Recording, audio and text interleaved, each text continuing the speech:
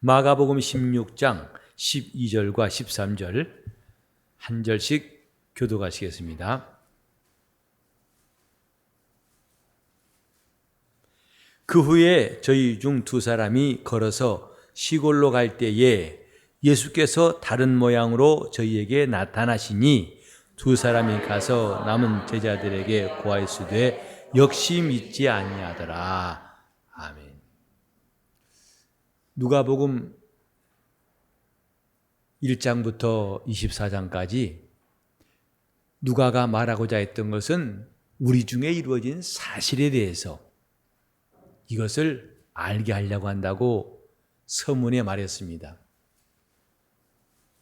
예수를 아는 것이 얼마나 중요하길래 누가는 자기가 알고 있는 사실 그걸 기초로 해서 자세히 차례대로 써가면서 이렇게 하여 예수 그리스도가 누구신지를 알게 하고 싶다고 말했습니다. 그런가 하면 마가복음 16장에는 예수께서 부활하신 다음에 이것을 사람들이 믿지 않는 내용을 거듭 이야기하고 있어요. 지난주에 읽었던 1절부터 11절까지 보면은 그들이 듣고도 믿지 아니하더라고 11절에 우리가 읽었습니다마는 예수께서 살아나셨고 또 그걸 본 자들의 말을 듣고도 믿지 않더라. 이제 오늘 짤막한 두 절이지만 여기도 역시 믿지 않더라. 그 다음에 우리 다음에 또 읽겠습니다마는 그 다음 절에 보시면은 예수께서 나타나셔서 저희의 믿음 없는 것과 마음이 완악한 것을 꾸짖으시더라. 이는 자기의 살아난 것을 본 자들의 말을 믿지 아니함일러라. 연속해서 3번이나 믿지 아니하고 믿지 않더라. 이렇게 마가는 기록하고 있습니다. 우리는 예수를 믿는 사람들이라고 자기를 말합니다. 내 자신을 소개할 때 나는 국회의원 누구고 박사인 누구고 돈 많은 누구고 하지 않고 나는 예수 믿는 사람이요. 이것이 그리스도인들에게는 가장 분명하고 정확한 자기 신분을 드러내는 말이에요. 그런데 그들이 정작 믿지 않는 일도 적지 않습니다. 여기에 3번이나 강조한 것은 그 당시 사람들이 특별히 믿음이 없었다는 것을 말하기 위함이 아니고 그건 지금도 똑같다는 걸 말하고 있어요. 역시 믿지 아니하더라. 교회는 나오지만은 믿지 않은 사람이 과연 얼마 없을까요? 신앙생활을 오래 했지만은 과연 나는 믿지 않은 사람 중에 있지 않고 믿는 자라고 말할 수 있는 사람이 얼마나 될까요?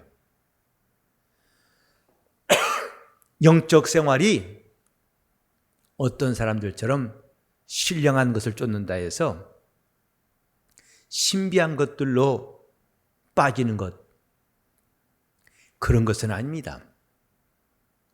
믿음이 있을 때 영적 생활할 수 있어요. 영적인 사람, 다른 말로 하면 믿음 있는 사람이에요. 내 앞에 천사가 안 보여도, 내 앞에 귀신이 안 보이고, 내 앞에 환상이 안 보여도 예수를 믿는 사람이 신령한 사람이에요. 바울 사도가 고린도전서 3장 1절에 보면은 내가 너희를 신령한 자와 같이 대할 수 없어서 육신에 속한 자, 곧 그리스도 안에서 어린아이들을 대함과 같이 한다고 말했습니다. 여기에 신령한 자와 육신에 속한 자, 바울이 말하고자 했던 것은 그들이 환상을 보고 신비한 영적 체험을 한 사람들 그런 사람 같지 않아서 어린 나이로 대한다는 뜻이 아니고 아직 믿음이 어린 나이다. 믿음이 없다는 뜻입니다. 육신에 속한 자란 말은 불신자란 말이 아니라 믿음이 없어요. 믿음이 약해서 믿는 자라고 자처하지만 아직도 육신에 속한 일을 하고 있다. 그러나 그 반대가 뭐냐? 신령한 자다. 곧 믿음이 있는 자다. 영적 세계를 말하다 보니까 자꾸 한쪽으로 편향되어서 마치 신기한 일을 경험하고 더 신비한 쪽에 빠지는 것이 신령한 사람이라고 착각하지 마세요. 믿음만큼 신비한 거 없습니다. 믿음은 하나님 나라를 아는 겁니다. 믿음은 하나님의 아들 예수 그리스도에 대해서 알고 그 예수 그리스도를 하나님의 비밀이라고 그랬어요. 하나님의 비밀을 아는 게 믿음이에요. 그러나 오늘 교회 생활하면서도 올해도 벌써 한 해가 12개월 중에 10달이 다 지나가고 있는데도 거듭되는 신앙생활을 통해서도 믿음이 여전히 똑같은 사람들, 수준이 똑같은 사람들이 적지 않습니다. 그건 기도한 거 보면 알아요. 기도가 마치 녹음 테이프 틀어놓은 것 같아요. 토시 하나 안 틀린 사람이 있어요. 예수를 믿고 자기 영혼에 믿음이 들어간다면 기도가 안 바뀔 리가 없어요. 기도가 똑같을 리가 없어요. 그런데 이것은 보고 있는 것과 똑같이 기도가 바뀌질 않아요. 하나님의 말씀은 우리에게 믿음을 주고 믿음이 있으면 그 믿음의 기도도 달라지게 돼 있어요. 지금 여러분 자신의 기도를 통해서 자기 영적 생활도 진단할 수 있어요. 기도가 살아있는 사람은 신앙이 살아있는 사람이고 벌써 기도가 점점 더 깊은 데로 진행하는 사람들은 그 믿음도 마찬가지예요. 이것은 무엇으로 가릴 수가 없고 화장할 수 없는, 분장할 수 없는 분명한 사실입니다. 기도는 믿음의 언어예요. 자기가 믿는 만큼 기도할 수 있어요. 아는 만큼 주님을 신뢰할 수 있습니다. 우리가 그분을 의지한 만큼 그는 우리에게 역사하십니다. 이것은 영적 세계에서는 컴퓨터보다 더 정확한 사실이에요. 그런데도 자기 영적 생활에 변함이 없으면서도 도무지 변화가 없으면서 하나님이 자기 기도를 안 들으신다고 거기에만 지금 매여 있어요. 하나님 왜 나를 오랫동안 이렇게 방치하시는가? 자기가 꼼짝도 않고 38년 동안 그 자리에 앉아있는 걸 생각지도 않고 왜 하나님은 내게 나오시지 않는가? 주님은 지금도 말씀하십니다. 네 침상을 들고 일어나 걸어가라. 그러나 38년째 꼼짝도 않고 있어요. 지금 교회에 와서 명예에 굶주린 사람 많습니다. 자기가 교회에서 어떤 위치에 있는가? 사실 우리는 영적인 사람이라면 그것이 얼마나 허망한 일이고 제대로 된 신앙생활과 우리가 뭔가를 알아야 됩니다. 우리는 교회에 와서 명예 얻으려는 것이 아닙니다. 세상에서 누리지 못하는 권세를 한번 누려보는 것도 아니고 우리는 교회에 와서 예수를 알고 믿음 가지고 영생 얻고 그 나라에 들어가는 것이 우리의 가장 큰 꿈이 되어야 됩니다. 그 나라에 들어갈 때 빈손으로 들어가지 않고 벌거벗은 몸이 아니라 영광의 성도로 들어갈 것. 이렇게 우리는 믿는 자들로서 우리가 갈 바가 분명해야 돼요. 그러나 너무나 자기를 얽어매고 있는 끈들이 많고 유혹들이 많아서 정신이 산만해요. 다툼과 시기와 질투가 있고 또 교만함이 있고 악한 생각이 있어서 온통 마음이 정신이 없어요. 전쟁통 같습니다. 그러니 말씀을 들어도 그 말씀이 들을 틈이 없어요. 그 말씀이 머물 곳이 없어요. 하나님의 말씀이 우리에게 믿음을 주시려고 선포되고 있는데 주님은 자기와 함께 3년 동안 같이 움직이면서 같이 일하는 사람들이 믿지 않는 것을 보고 매우 분이 여기신 겁니다. 주님은 우리에게 가지신 한 가지 아쉬움, 믿음이 없다는 거예요. 주님이 지금도 이전도 우리에게 진정으로 원하신 것은 믿음입니다. 그래서 히브리서 기자는 말하기를 믿음은 하나님을 기쁘시게 한다. 믿음이 없이는 기쁘시게 못하나니 믿음만큼 그분을 기쁘시게 할 수 있을까? 전도 많이 하는 것도 중요합니다. 근데 전도 많이 하니까 기뻐하시더라. 성경에 전도 많이 하면 기뻐하신다. 전도도 해야 됩니다마는 그 전도하는 힘이 믿음입니다. 그때 주님이 기뻐하시는 거예요. 사람 모아오는 게 기쁜 것이 아니고 주님은 저가 믿음으로 한 일에 대해서 관심이 많으세요. 그래서 부자가 많은 돈을 넣어도 주님은 관심이 없지만은 사렙다 과부가 2렙 돈 넣는 것에 대해서는 관심을 가지신 거 믿음 때문입니다. 저는 생활비 1000불을 넣느니라. 그만큼 그 여자는 믿음을 가지고 하나님을 의지했기 때문에 주님이 관심 가지신 거거든요. 오늘 저와 여러분이 과연 하나님을 기쁘시게 할 수 있는 거 믿음밖에 없다고 한다면 신앙생활은 달라질 거예요. 지금 뭔가 믿음 외에 다른 것으로 하나님을 기쁘시게 하려고 쓸데없는 일을 할 경우도 많이 있어요. 하나님이 보실 때에 우리는 연약한 존재예요. 그래 우리는 약한 것이 참 많습니다.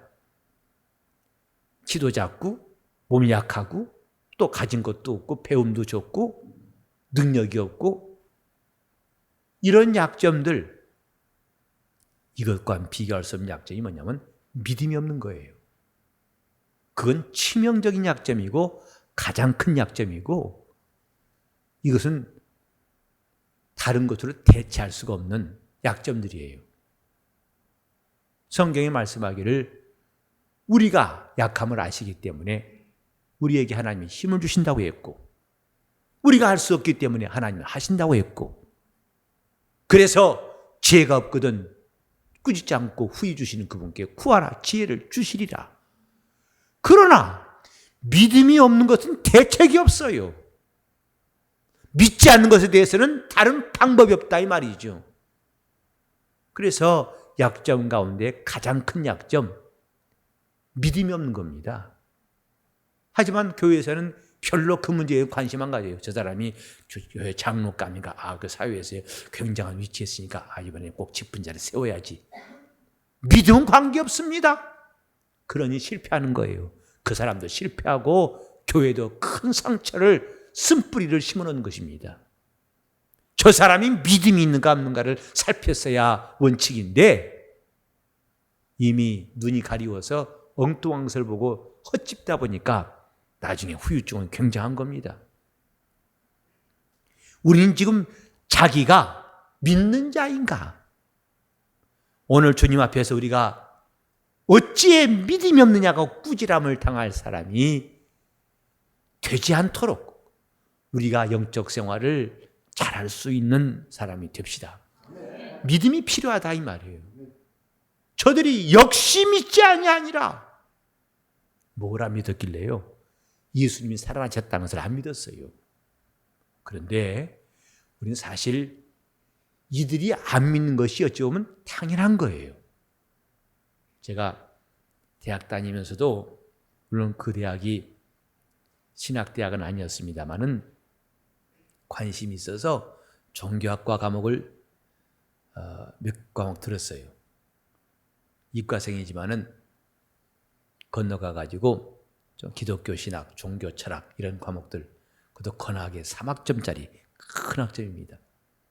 그걸 신청해 들었는데 그 교수님 아주 종교학과에서도 대단히 중진 아마 가장 연로하신 분인지 몰라요.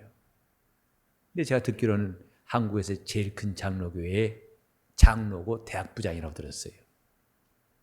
저는 이런 데 관심이 많아가지고 늘 앞자리에서 열심히 강의 듣는데 부활절이 다 되었을 쯤 4월경이었는데 하루는 그분이 강의하시다 딱 돌아서 분필을 잡은 채로 우리를 보면서 사실 말이지 나는 예수가 부활하시 믿을 수 없어 그러더라고요. 그때 제가 정말 뒤통수를 망치로 만당한 게 그런 건가 봐요. 충격이 얼마나 큰지 몰라요. 그때는 제가 이제 은혜 받고 나서 얼마 안 됐기 때문에 그때는 시체를 툭 차고 일어나면 일어날 것 같았었거든요. 근데 하는 말이 사실라는 말이지 예수가 부활하시면 믿을 수 없다고. 어떻게 죽은 사람이 살아날 수 있냐고. 인간이 가진 지식으로는 그렇게 말해야 정확하고 솔직한 겁니다. 그런데 우리는 예수의 부활을 믿는 사람들이에요. 이것을 여러분들이 쉽게 생각하십니까? 이게 사실은 보통 문제가 아니라고요. 여러분 죽음을 본 적 있을 거예요. 그리고 그 사람 몸이 죽은 다음에 썩어가고 이제 몇십 년 지나면 그 유체만 유체가 유골이 남아있는 뼈조각 몇 개 남아있는 거의 흑돼버린 모습들을 볼 것입니다. 그 모습에서 이 고인이 다시 부활한다는 걸 상상할 수 있습니까? 근데도 우리는 믿는다고 그래요. 사실은 우리는 왜 믿는가에 대해서 또 이것을 내가 어떻게 믿게 되었는가에 대해서 남들에게 답할 준비를 하고 있어서 믿는다고 해야 되죠. 무대책으로 너 예수 부활 믿는 다음에 믿지? 그거 돼. 돼까지 거. 그렇게 무지막지하게 하란 말은 아닙니다. 예수의 부활을 주님은 우리에게 전하라고 하셨지만은 가서 우기라고 하신 것이 아니에요. 증거하라 하셨죠. 증거하란 말은 법적인 용어예요. 매우 합리적이고 또 설득력을 가진 용어가 증거한다는 뜻이지. 가 우겨라. 그들이 말 안 들을 것이다. 그냥 우겨라. 우기면 믿을 것이다. 이게 아니라고요. 그런데 오늘날 기독교인들이 과연 예수가 부활했다는 걸 증거할 힘이 있는가? 물론 그 중에 우길 수 있는 사람이 있을 거예요. 왜? 목소리가 세니까. 자기가 워낙 기차 화통 같아가지고 바바바바바박 그 사람의 목소리 10배쯤 되니까 목소리를 압도할 수는 있겠지. 그러나 믿게 할 수는 없어요. 증거할 수는 없어요.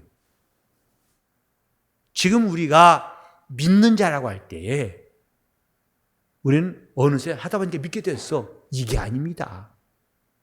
또 어느 날 갑자기 누가 믿냐 물어보면 그때 흔들려가지고 글쎄 내가 잠깐 그때 내가 최면 걸린 것 같아서 사실 안 믿어지는데 말이야. 이런 답답한 일도 아니란 말이에요. 우리는 어떻게 믿게 되었는가? 분명한 과정이 있고 그 분명한 체험이 있는 사람들이 그리스도인들입니다. 어떻게 믿게 되었는가? 믿을 수 없는 사실이에요. 예수의 부활 믿을 수 없는 사실이에요. 근데 우리는 믿고 있어요. 왜? 그 이유를 말해줄 수 있어야 그리스도인들이에요. 사실 예수의 부활뿐만 아닙니다. 예수께서 동정녀 마리아에게 나신 거 믿을 수 없어요. 역시 믿지 않을 겁니다. 다음 세대가 와도 역시 믿지 않을 겁니다. 왜? 믿을 수 없기 때문에. 근데 우리는 믿고 있어요. 동정녀 마리아에게 수태되셨다. 그리고 그 나사렛 예수를 하나님의 아들이라 믿을 수 있나요? 이거 정말 말도 안 되는 겁니다. 그래 우리는 성경에 바리새인들이 예수님과 충돌한 거 사실은 너무 당연한 거예요. 그들은 기가 막히게 합니다. 정말 근본도 안 보이고 배움도 없고 자기같이 제대로 유대인으로 훈련받고 바리새인으로 훈련받은 과정도 전혀 없는 자가 갑자기 하나님의 아들이다 하고 하면서 또 도처에서 이적을 일으키니까 이건 정말 어떻게 불로 끌 수도 없고 답답하고 속된 말로 환장했을 거예요. 바리새인들도.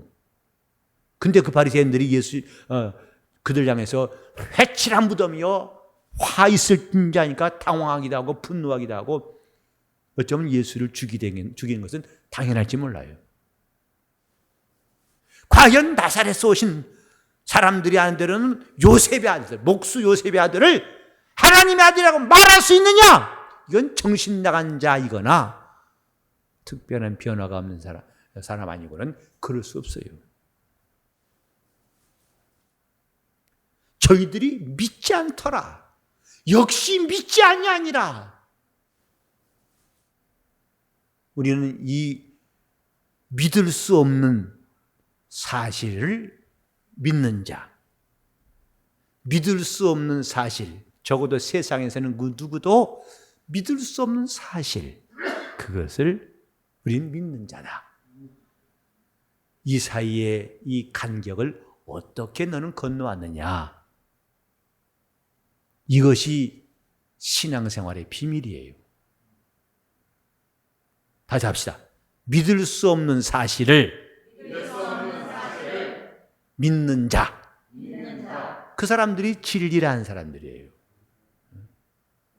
믿을 수 없습니다. 여러분 심판 믿으십니까? 물론 아멘 그러겠지. 왜? 수십 년 들어왔으니까 거의 자동적으로 아멘 하겠지. 지옥 있습니다. 가봤어? 아니요. 어떻게 알아? 그냥요. 이렇게 자신도 딱할 만큼 무대뽀로 우기다가 나중에 죽음이 이르렀을 때 그때 가서 혼란이 일으킨다면 그건 답답한 일 아니겠어요? 왜 믿을 수 없었을까? 그들은 부활에 대해서, 진리에 대해서, 죽음에 대해서, 영생에 대해서, 의에 대해서, 영광에 대해서, 생명에 대해서 알지 못했기 때문입니다. 믿을 수 없는 이유는 간단해요. 알지 못하기 때문이에요. 알았다면 믿을 겁니다. 우리가 성경 공부를 하는 이유도 그를 알기 위함이에요. 그를 알려고 하는 것도 그를 믿기 위함인 것이고, 믿는 사람들은 그 다음부터 자기 영적 생활에 놀라운 변화가 있고 행동하게 됩니다. 알지 못하기 때문에 못 믿는 거예요. 우리가 낯선 사람에게 자기의 깊은 이야기를 할 수가 없고 자기 마음을 털어놓을 수가 없어요. 그를 신뢰하지 못하기 때문입니다. 하지만 낯설진 않아도 매일매일 보아요. 하지만 그 사람을 많이 보았으나 신뢰하지 못하면 역시 내 마음을 공개할 수가 없어요. 그리고 나를 맡길 수가 없어요. 알아야 믿는 겁니다. 진리가 뭔지 알아야 믿는 겁니다. 나는 여러분들에게 좀 부탁드리고 싶은 것은 지금까지 우리 신앙생활의 거품을 다 제거하고 좀 제대로 하나님 말씀에 귀를 기울였으면 좋겠다고 생각해요.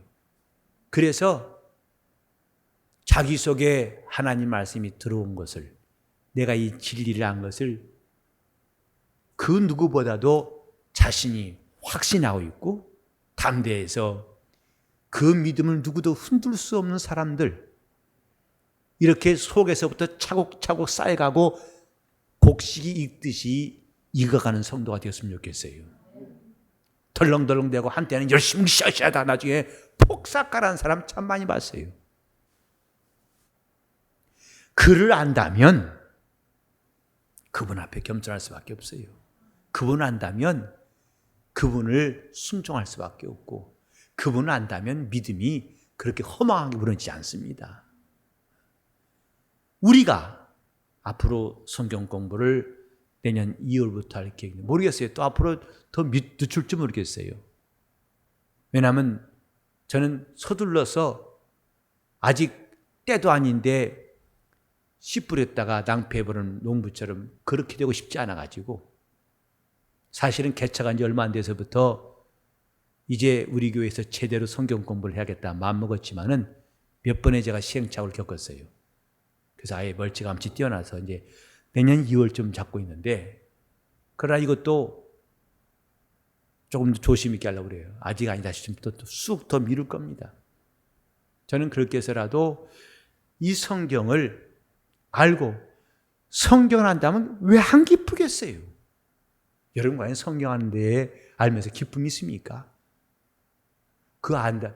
그래 기쁨이 있다면요. 가서 전하고 싶고 할 말이 많습니다. 이번에 인도 가서도 제가 여러 군데 다니면서 저 높은 산에 있는 그 기도원에서도 말씀을 전하고 또 내려와서 더운 곳에서 전하고 막 왔다 갔다 하면서도 감사한 것은 그 시간마다 저에게 하나님께서 할 말을 주셔서 그것이 억지로 뭘 짜내듯이 간신히 메꾼 게 아니라 정말 아주 쭉쭉 나가듯이 계속 그 메시지가 나가고, 그러나 그 시간 내내 들었지만 그들이 복잡한 게 아니라 딱 모여지고 그렇게 간단하고 명료하고, 그런 말을 제가 사방에서 들었어요. 참 이렇게 너무 심플하면서도 확실한 메시지를 들었다고, 너무 자기들이 은혜 받았다고 하더라고요.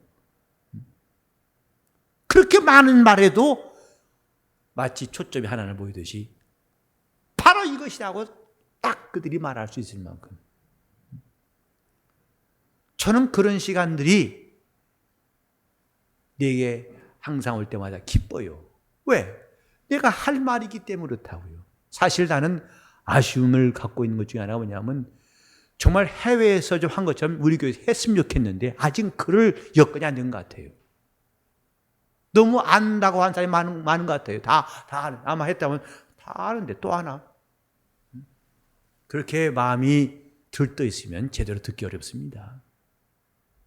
저는 콜롬비아에서도 이제 마지막 학기를 남겨두고 있습니다만은 아쉬움이 있어요. 우리 교회에서 이렇게 좀 잘 가르쳤고 또 성도들이 제대로 배웠으면 좋겠다. 믿음이라는 것은 알고서 갖는 겁니다.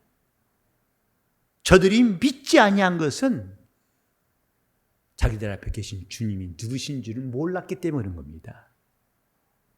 그러니까 3년 동안 함께 다녔고 함께 생활했지만은 아직도 그를 몰라서 그가 부활했다고 하니까 다들 반신반의한 겁니다. 아니야. 그래서 오히려 사람들이 어떻게 볼까? 숨어있던 그들에게 부활하신 주님은 나타나셨어요. 더 이상 부인할 수 없는 현장을 보게 하셨어요. 우리는 지금 알고자 하는 사람들, 주님을 좀 알려고 하는 사람들, 그래야 그를 믿을 수 있어요. 따라합시다. 알아야 믿는다. 진리를 알아야 믿는다. 그거 없이는 믿음이란 말은 헛것이에요. 잡은 것 같지만 바람 잡은 겁니다. 구름 잡은 겁니다. 그러니까 수십 년 동안 장로로 교회에서 했다 하더라도 나중에 믿음 무너질 때 보면 정말 형편없어요. 아주 와장창 무너집니다. 우리가 지금 예수 안에서 뭘 기뻐하는가? 성경에 보면 진리를 기뻐하고, 과연 우리는 진리를 기뻐하고 있는가? 말씀을 듣고 그 말씀이 자기에게 큰 감동을 줘서 그 말씀이 자기를 끌어당기고, 지남철이 쇳가루를 끌어당기는 것처럼 자기를 좀 끌어당기고 있는가? 그런 감동과 확신을, 기쁨을 경험한 적이 있는가? 경험했다면 또 그것이 계속되고 있는가? 그게 정상적인 영적 생활이에요. 말씀을 들어도 하나님 말씀에 끌리는 일이 있어야 정상적인 신앙을 가진 사람들이죠. 1시간 들었을 뿐이고, 들었으니 끝났다. 오늘 설교 조금 긴 것 같은데 참고 간다. 이런 식으로 스스로가 아슬아슬하게 영적 생활을 한다면 어찌 되겠어요? 역시 믿지 아니하니라. 그 속에 진리를 아는 일이 없을 때는 역시 믿지 아니하라는 말은 계속되고 있어요. 역시 믿지 아니하니라. 어저께도 역시 믿지 아니하니라. 오늘도 역시 믿지 아니하니라. 금년에도 역시 믿지 아니하니라. 새해가 왔습니다. 송경신 예배를 드렸습니다. 역시 믿지 아니하니라. 언제 그것을 끊을 수 있을까? 우리는 지금 믿을 수 없는 사실 앞에서 결정해야 됩니다. 믿을 수 없는 사실을 믿는 자 될 것인지, 아니면 역시 믿지 않은 상태로 또 다음 순간 넘어갈 것인지. 우리는 하나님의 말씀을 믿고자 하는데 그 말씀을 그대로 믿지 못한 사람들이 한둘이 아니었다는 것 성경에서 볼 수 있어요. 그래서 베드로가 주는 그리스도시요 살아계신 하나님이라고 아들이라고 말했지만은 그 다음 순간에 인자가 예루살렘에 가서 장로들과 대제사장들에게 잡혀서 고난받을 것이다. 주여 죽지 마시옵소서 했어요. 발을 씻기신 예수 앞에서 내 발을 절대 씻길 수 없습니다 그랬어요. 주님 몸에다가 향유를 쏟아붓는 여자에게 저가 무슨 미친 짓이냐, 차라리 돈 바꿔가지고 갓난한 사람 좀 훨씬 좋을 텐데, 이렇게 분을 낸 제자도 있어요. 풍랑이는 바다에서 주여 우린 죽게 됐습니다 어찌합니까 큰일 났습니다 하고 버둥거리면서 당황했던 제자들에게 어찌 믿음이 없느냐. 이런 믿지 않은 자리에서 믿는 자리로 옮겨올 수 있도록 우리에게 주님은 성령을 보내셨어요. 성령만이 주가 하신 모든 말씀을 생각나게 하시고 그 말씀을 우리가 깨닫게 하시고 진리 가운데로 인도하신다고 그랬어요. 그러니까 성령이 절대적으로 역사하셔야 할 것에 대해서 주님은 요한복음 14장부터 16장까지 아주 풍부하게 말씀하셨습니다. 다른 기자들 마태나 마가나 누가는 이런 것을 기록한 적이 없지만 요한만은 성령이 보혜사가 되셔서 그가 오셔야만이 우리를 진리 가운데로 인도하실 것이다. 내가 내게 한 모든 말씀을 기억나게 할 것이다. 이렇게 하셨어요. 그러니까 우리의 믿음에 관한 한 성령의 역사는 절대적이에요. 믿을 수 없는 사실을 믿게 하신 분이 성령이시다 이 말이에요.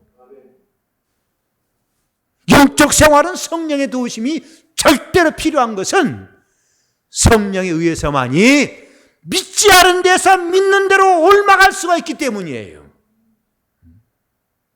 여러분 이 밤에 기도하는 것도 여러 가지 기도 제목이 있겠지만 우리는 성령과 함께 일하고 싶고 성령과 함께 하고 싶어서 기도하는 것이 첫 번째 목적이 되어야 됩니다. 성령의 도우심이 절대적으로 필요하다는 사실을 깨닫고 성령으로 신앙생활하기 위해서 기도하는 거예요. 내가 말씀을 깨닫는 것도, 말씀을 전하는 것도, 말씀을 순종하는 것도, 말씀을 의지하는 것도 오직 성령께서만 역사하실 때에 가능한 일들이에요. 우리는 아까 말했지만 어떻게 해서 믿지 않은 그 자리에서 넌 믿는 자로 옮아왔느냐? 성령에 의해서라고 우리는 담대히 말해야 됩니다. 내가 어떻게 성령에 의해서 믿게 되는가를 우리는 간증할 수 있어야 돼요. 이렇게 나에게 하나님이 주신 말씀을 성령으로 깨달았고 성령으로 확실히 체험하였고 성령으로 말할 수 있다는 사실을 그들에게 거듭거듭 증가하여 그들도 역시 나도 그렇게 믿겠다고 따라오게 만들어야 정상적이다 이 말이에요. 믿을 수 없는 사실을 우리 믿는 자들, 이것은 꿈이 아니고 기분이나 감정이 아닙니다. 역시 믿지 않더라. 그래서 주님은 성령께서만이 일하실 수 있다고 일찌감치 이 일을 위탁하신 거예요. 내가 가면 그를 보낼 것이다. 그가 와서 세상을 책망할 터인데 죄에 대하여, 의에 대하여, 심판에 대해서 세상을 책망할 것이다. 오늘날 교회들은 성령이 교회에 하신 말씀을 들을지어다라고 말하고 있어요.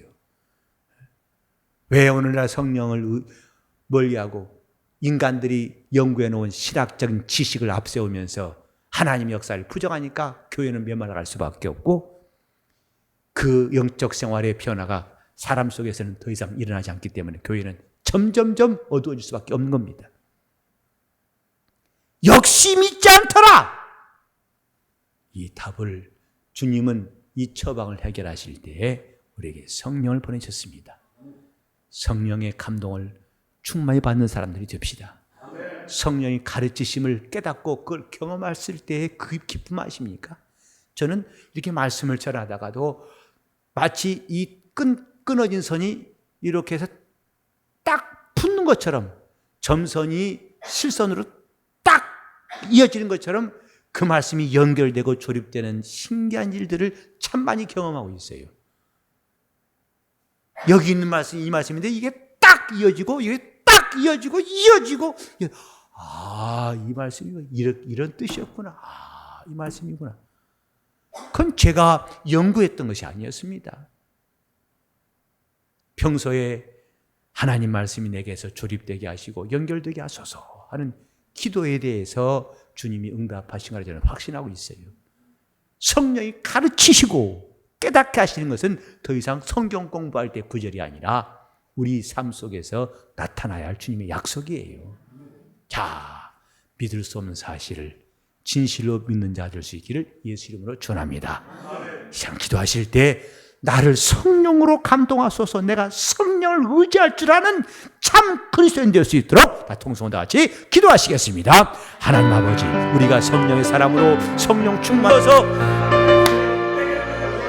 하나님 아버지, 우리가 주 앞에서 믿는 자가 되게 하시고 믿음에 믿음을 더하시고 우리 성도들의 역사가 하나님의 관심을 끌 수 있도록 도와주시옵소서. 주님, 우리는 믿을 수 없는 사실, 이 세상에는 그 누구도 설득할 수 없는 이론으로 지식으로 방법으로 설득할 수 없는 이 진리를 믿는 자가 되게 하여 주시옵시고 이를 위하여 보내신 성령의 역사하심이 우리 속에 충만하게 도와 주시옵소서. 주님, 우리가 하나님의 설득력, 인간이 가진 설득력이 감당할 수 없는 하나님의 설득력, 하나님이 주신 믿음만이 최고의 설득력인 줄 알고 하나님의 믿음으로 진리를 알게 도와주시옵시고 그래 이 진리를 체험하고 증거하게 도와주시옵소서.